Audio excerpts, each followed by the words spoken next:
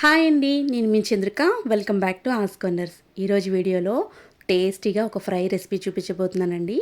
గుంటూరు స్టైల్లో దొండకాయ ఉల్లికారాన్ని అయితే చూపించబోతున్నాను అనమాట. ఇది చాలా బాగుంటుందండి. వేడి వేడి అన్నంలోకైనా చపాతీలోకైనా మనం సాంబారు పప్పుచారు ఏవైనా పెట్టుకున్నప్పుడు సైడ్ డిష్గా సూపర్ కాంబినేషన్ అని చెప్పొచ్చు. మరి ఎలా తయారు చేసుకోవాలో చూద్దాం పదండి. ముందుగా 1/2 కేజీ దొండకాయల్ని, ఒక లేతగా ఉన్న దొండకాయలు తీసుకొని పొడుగ్గా కట్ చేసుకొని ఇలా శుభ్రంగా పెట్టుకోండి. ఇప్పుడు ఒక ప్యాన్ తీసుకోండి. దీంట్లోకి మనం మసాలా ప్రిపేర్ చేసుకుంటున్నాం అనమాట. 1 table spoon chana dal, 1 table spoon మినపప్పు, అలాగే దీంట్లోకి 1 టేబుల్ స్పూన్ ధనియాలు, అలాగే 1/2 టీ స్పూన్ జీలకర్ర వేసి కొంచెం దోరగా వేయించాలన్నమాట. ఇప్పుడు దీంట్లోకి కొద్దిగా చిటికెడంత మెంతులు కూడా వేస్తే టేస్ట్ అనేది బాగుంటుంది. మీకు ఇష్టం ఉంటే వేసుకోండి, లేకపోతే వద్దనమాట. ఇప్పుడు ఇందులోకి 2 టేబుల్ స్పూన్ల వరకు పల్లీలు వేసుకోండి. టేస్ట్ అదిరిపోతుందనమాట పల్లీలతో కాంబినేషన్ చేస్తే. వీటన్నిటిని కూడా లో ఫ్లేమ్ పెట్టుకొని దోరగా వేయించండి. పప్పులు అనేవి మాడిపోకూడదనమాట.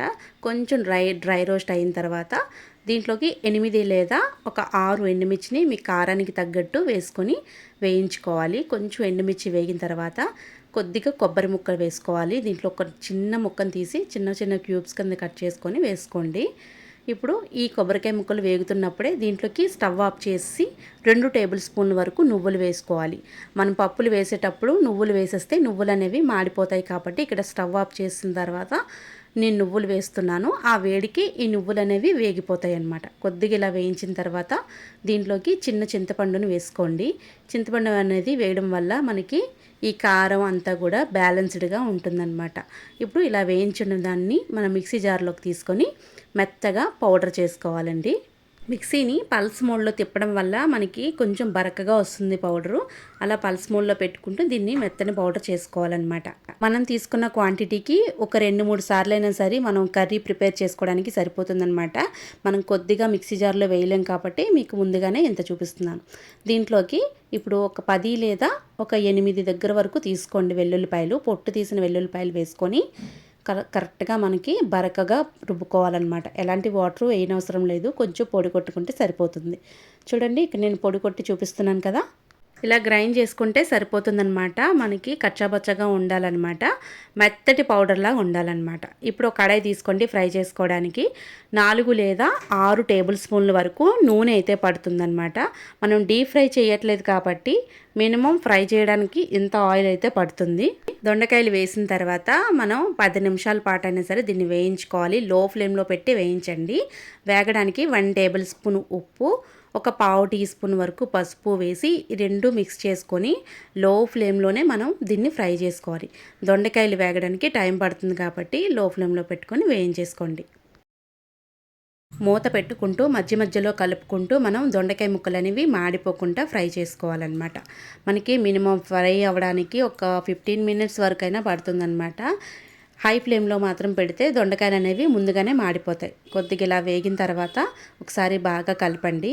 బాగా కలిపి మళ్ళీ మూత పెట్టి ఒక 2-3 మినిట్స్ వరకు అలా ఉంచేసి మూత తీసి దొండకాయ వేగిందో లేదో చెక్ చేసుకోండి. చూసారా, మనకి దొండకాయ అయితే బాగా వేగిపోయింది కదా. ఇలా అడుగు నుంచి మనం బాగా కలుపుకుంటే దొండకాయలు అనేవి మాడకుండా ఉంటాయన్నమాట.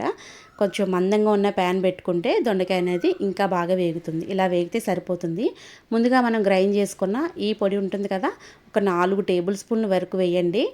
నేను ఒక 4 టేబుల్ స్పూన్ల వరకు వేస్తున్నాను. మిగిలింది ఏమైనా ఉంటే మీరు నెక్స్ట్ రెసిపీ చేసుకోవడానికి మళ్ళీ యూజ్ చేసుకోవచ్చు అనమాట. ఇది ఫ్రిడ్జ్లో స్టోర్ చేసుకున్నా పర్వాలేదు. ఇది ఒకసారి బాగా కలిపేసి కొంచెం 2 రెమ్మల వరకు కరివేపాకును వేయండి. ఈ స్టేజ్లో వేయడం వల్ల దొండకాయ ఫ్రై అనేది మంచి టేస్ట్ ఉంటుందన్నమాట. ఫ్లేవర్ అనేది బాగా తెలుస్తుందన్నమాట. ఇలా ఒక 2 మినిట్స్ వరకు కరివేపాకు వేసిన తర్వాత వేయించుకొని దించేసుకుంటే మనకి దొండకాయ ఉల్లికారం అనేది రెడీ అయిపోయినట్లండి. ఒక 2 మినిట్స్ పాటు మూత పెట్టి అలాగే ఉంచేయండి. చూసారా, అడుగు పట్టే స్టేజ్లోని మనకి ఫ్రై అయితే రెడీ అయిపోయినట్లు అనమాట. ఎలాంటి వాటర్ వేయకుండా ఫ్రై చేసుకోవాలన్నమాట. దీంట్లోకి మనకి పర్ఫెక్ట్గా ఫ్రై అయితే అయిపోయింది. అంతే, చాలా సింపుల్ అనమాట. ఈ దొండకాయ ఉల్లికారం చేసుకోవడం చాలా సింపుల్ అండి. చూసారు కదా, వీడియో నచ్చితే లైక్ చేయండి, షేర్ చేయండి. మీ అమూల్యమైన ఫీడ్బ్యాక్ని కామెంట్ సెక్షన్లో కామెంట్ చేయండి. మరిన్ని వీడియోస్ కోసం మా ఛానల్ని సబ్స్క్రైబ్ చేయండి. Thank you for all.